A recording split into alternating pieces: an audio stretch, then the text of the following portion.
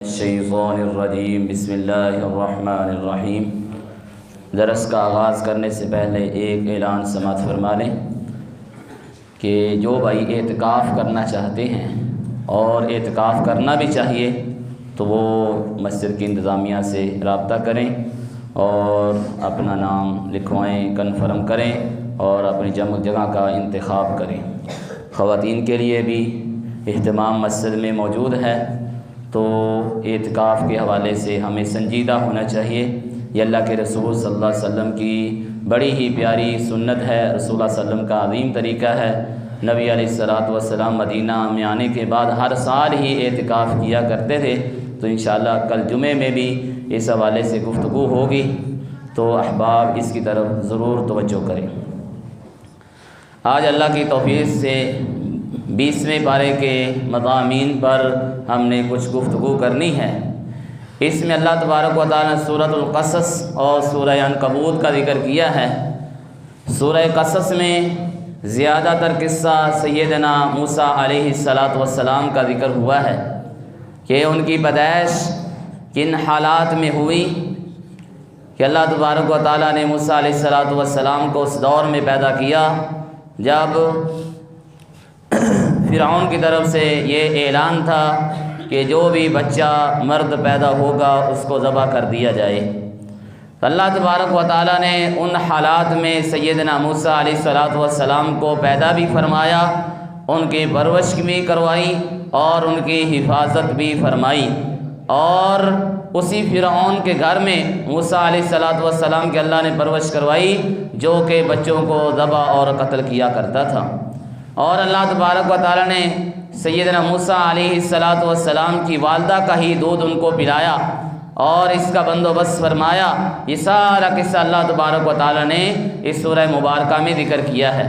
اس کے بعد سیدنا موسیٰ علیہ السلام جب جوان ہوئے، بڑے ہوئے، تو دیکھا دو بندے جھگڑ رہے ہیں، لڑائی کر رہے ہیں۔ ایک موسیٰ علیہ السلام کی قوم کا ہے اور ایک فرعون یعنی قبطی قبیلے سے تعلق رکھتا ہے۔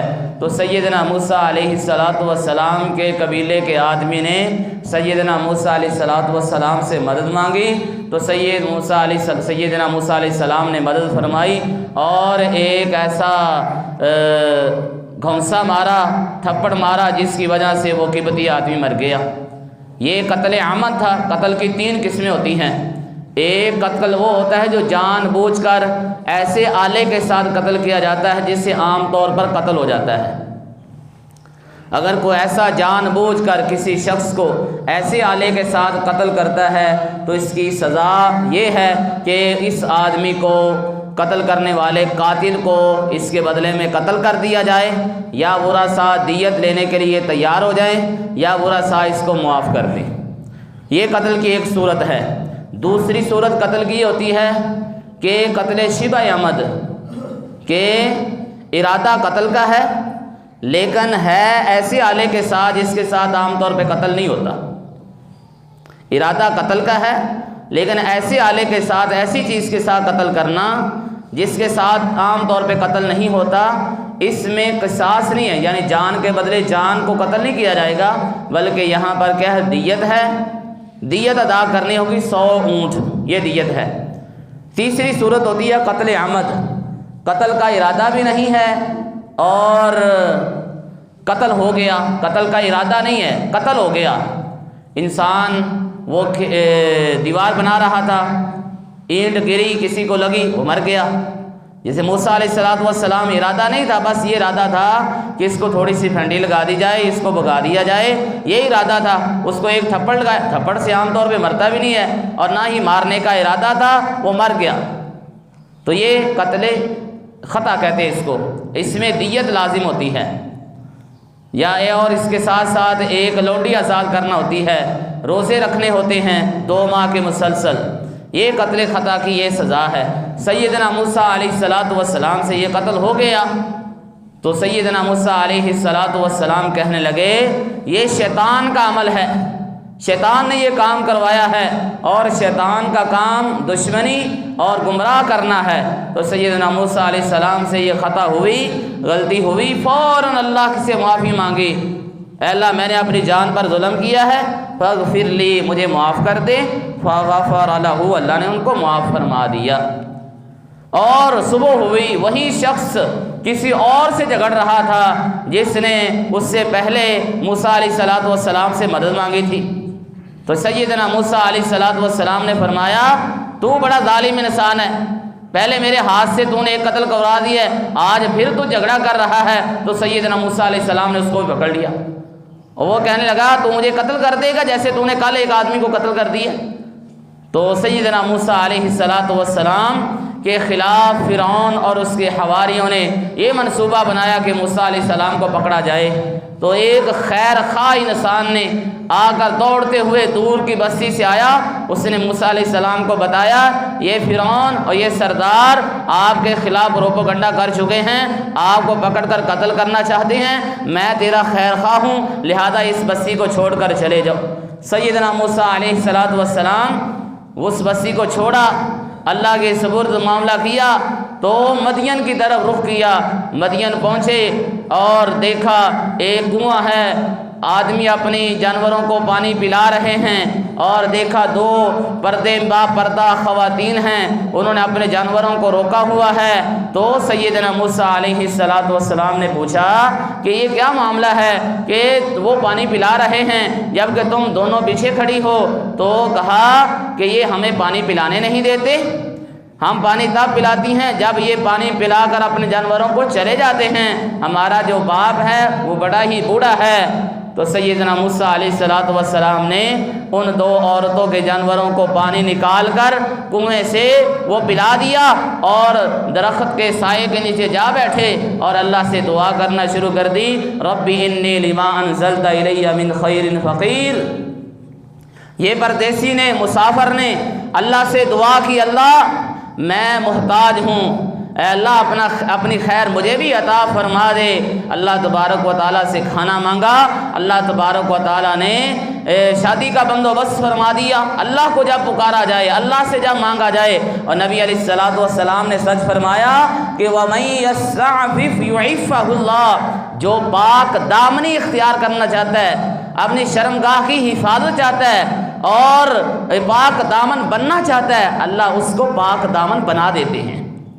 وَمَن يَسْتَغْنِ يُغْنِهِ اللَّهُ، جو غنی بننا چاہتا ہے، لوگوں کے مال سے بے نیاز ہونا چاہتا ہے، اللہ اس کو غنی بنا دیتے ہیں۔ انسان گناہ سے بچنے کے لیے اللہ سے مانگے، شرمگاہ کی حفاظت کے لیے اللہ سے مانگے، اپنے آپ کو پاک دامن بنانے کے لیے نکاح کرے، درست اور صحیح طریقے کا انتخاب کرے، اللہ ضرور آسانیاں پیدا فرماتے۔ تو سیدنا موسیٰ علیہ السلام نے اللہ سے دعا کی، تو یہ بچیاں جب گھر پہنچی، باپ کو بتایا سارا قصہ، تو باپ نے کہا ایک بیٹی جائے اور اس کو لے کر آئے۔ وہ عورت، اللہ فرماتے ہیں، بڑی حیا کی چال چلی۔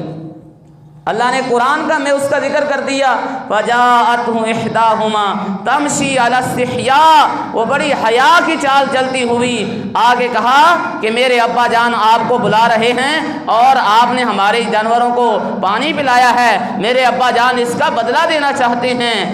تو سیدنا موسیٰ علیہ السلام آئے اور آ کر سارا اپنا واقعہ بیان کیا۔ آگے سے ان بچیوں کا جو والد تھا، بعض کہتے ہیں وہ شعیب علیہ السلام وہ اللہ کے نبی تھے، بعض کہتے ہیں وہ شعیب نامی نیک سیرت انسان تھا۔ بہرحال جو بھی ہو، بات یہ ہے کہ اس نے کہا ڈرنے کی کوئی بات نہیں، اللہ نے آپ کو نجات دے دی، حوصلہ دیا، اور اس جو دل میں خوف تھا اس کو ختم کیا۔ یہ ہے کہ کوئی خوف میں ہے، پریشانی میں ہے، بجائے اس کی کہ اس کی پریشانی کو بڑھایا جائے، اس کی پریشانی کو کم کرنے کی کوشش کرنی چاہیے۔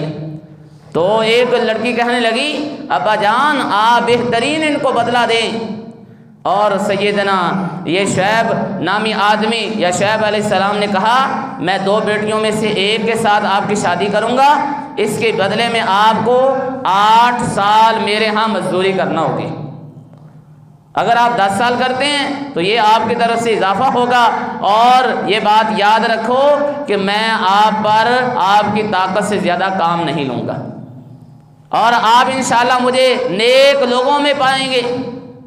تو سیدنا موسیٰ علیہ السلام اور ان کے درمیان یہ معاملہ طے ہو گیا۔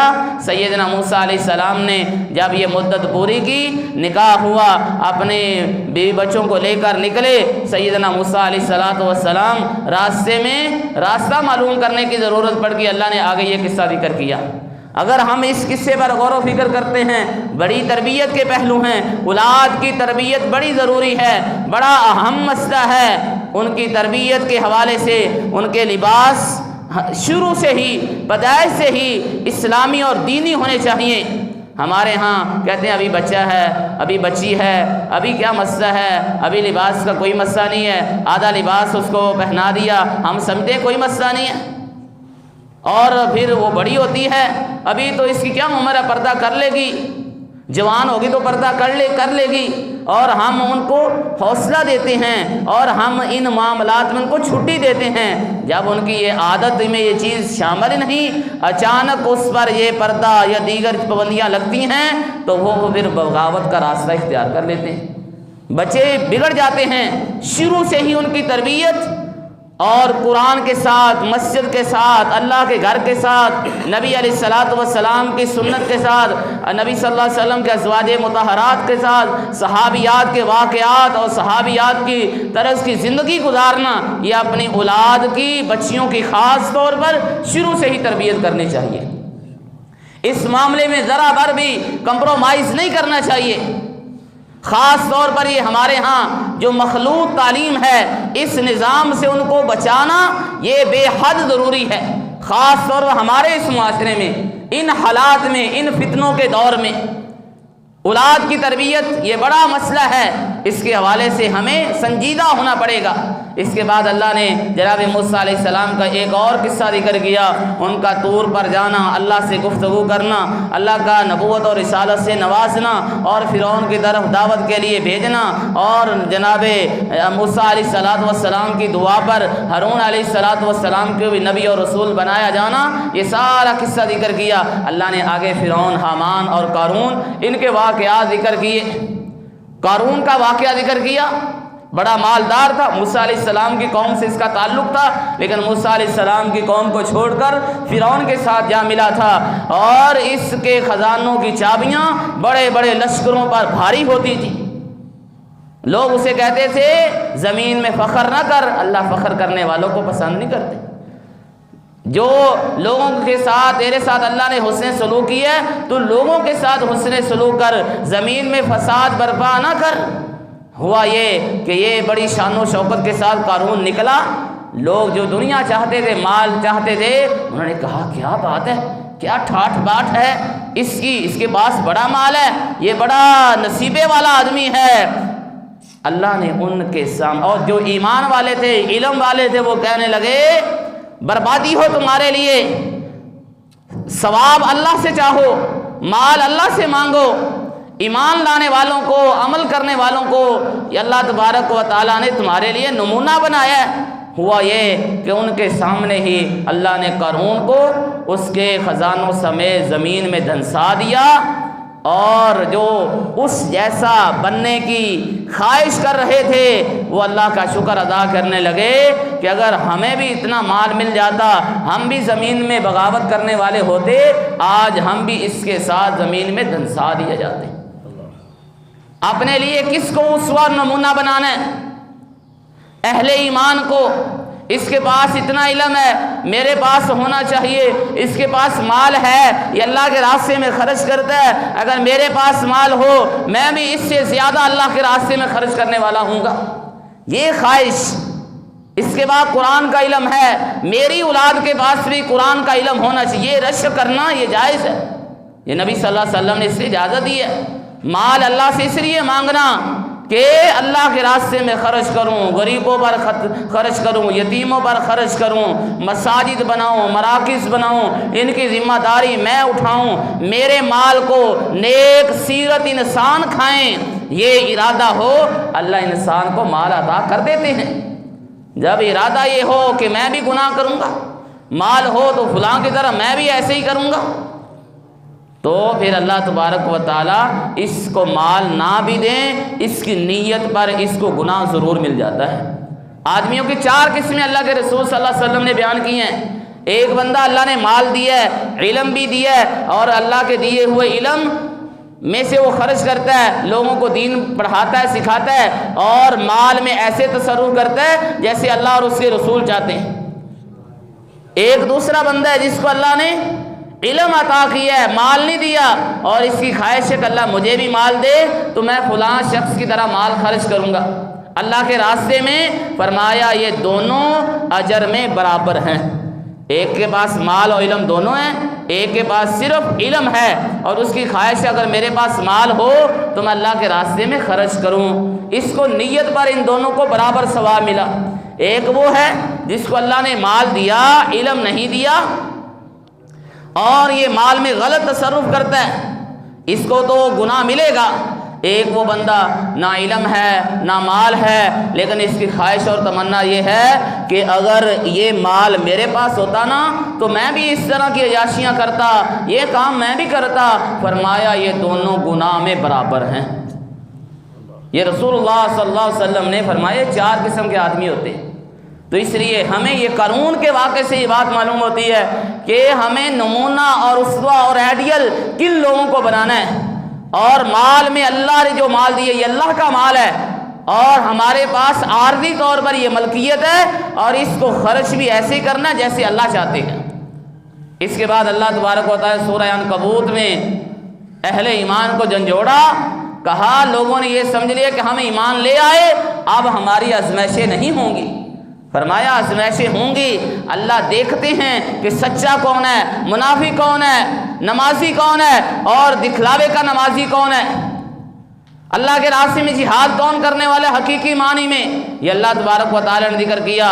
سیدنا نوح علیہ السلام کا قصہ ذکر کیا اس کے مثال کے لیے۔ نوح علیہ السلام 1000 سال سے کم 50 سال یعنی 950 سال تک اللہ کی زمین پر اللہ کی طرف بلاتے رہے۔ چند لوگ ایمان لائے، نیت درستی اور آزمائشیں ہی آزمائشیں سب کو سیدنا نوح علیہ السلام نے قبول کیا اور ان کو برداشت کیا۔ حضرت ابراہیم علیہ السلام کا قصہ ذکر کیا، کتنی آزمائشیں سیدنا ابراہیم پر آئیں، اور اس کے بعد اللہ تعالیٰ لوط علیہ السلام کا قصہ، ان کی قوم کی خرابی کا ذکر کیا اور ان کی تباہی اور بربادی کا ذکر کیا۔ پھر اللہ نے شعیب علیہ السلام کی قوم عاد، قوم ثمود اور فرعون، حامان، قارون کا ذکر کیا۔ اللہ فرماتے ہیں کہ ان کے گناہ کی وجہ سے ہم نے ان سب کو پکڑا، فَكُلًّا أَخَذْنَا بِذَنبِهِ، ان کے گناہوں کی وجہ سے ہم نے ان کو پکڑا۔ ہم سمجھتے ہیں گناہ کر لیا تو کیا ہو گیا، دنیا بھی تو گناہ کر رہی ہے۔ یہ قومیں گناہ کرتی تھی، اللہ پکڑتے تھے۔ کسی کو اللہ نے زمین میں دھنسا دیا، کسی پر اللہ نے چیخ کو بھیج دیا، کسی کو اللہ نے غرق کر دیا، اور اللہ تبارک و تعالیٰ فرماتے ہیں کہ یہ اپنی جانوں پر ظلم کرنے والے تھے، اس کی وجہ سے ہم نے ان کو پکڑا ہے۔ اور اس کے بعد اللہ تبارک و تعالیٰ مسئلہ توحید سمجھانے کے لیے مکڑی کا ذکر کیا۔ یہ مکڑی کا گھر یہ سب سے کمزور ترین گھر ہے، اور ان لوگوں کی مثال بھی ایسے ہے جو اللہ کو چھوڑ کر غیروں کو پکارتے ہیں، ان کی مثال مکڑی کی طرح۔ توحید پایدار ہوتی ہے جب شرک یہ ناپایدار ہونے والی چیز ہے۔ اور اس کے بعد اللہ تبارک و تعالیٰ نماز کا حکم دیا، قرآن کی تلاوت کا حکم دیا، نماز کا مقصد ذکر کیا، یہ فحاشی سے، عریانی سے، بے حیائی کے کاموں سے روکنے والی چیز ہے۔ اور اس کے بعد اللہ تبارک و تعالیٰ نے ہجرت کا حکم دیا کہ اے میرے بندو جو ایمان لائے ہو، بے شک میری زمین بڑی وسیع ہے، اگر ایک جگہ پر ایمان بچانا، وہاں پر عزت بچانا، مال بچانا، وہاں نیک کام کرنا مشکل ہو رہا ہے تو ہجرت کر کے کسی ایسے علاقے میں چلے جاؤ جہاں پر دین پر عمل کرنا آسان ہو۔ اور یہ بات یاد رکھو، ہر نفس کو موت کا ذائقہ چکھنا ہے، موت تو آنی ہی آنی ہے۔ کامیابی اس کے لیے ہے جو ایمان لائے گا، نیک اعمال کرے گا۔ اس کے بعد اللہ نے دنیا کی حقیقت بیان کی، یہ کھیل و کود ہے، آخرت کا جو گھر ہے وہ ہمیشہ رہنے والا ہے، اور پھر اللہ نے اپنی نعمت ذکر کی، اللہ نے تمہیں امن دیا ہے، سکون دیا ہے، ورنہ تمہارے ارد گرد کے جو علاقے ہیں وہاں لوگوں کو اٹھا لیا جاتا ہے، ان کو اچک لیا جاتا ہے، ان کے مال کو لوٹ لیا جاتا ہے۔ آج ہم اپنے ملک پاکستان میں دیکھ رہے ہیں حالات کیسے ہیں۔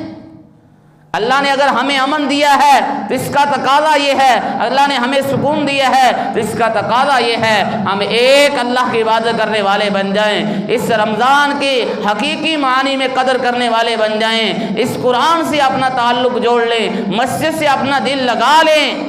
اللہ نے امن دیا ہے، ورنہ یہ امن بدسکونی اور خوف و ہراس میں بھی بدل سکتا ہے۔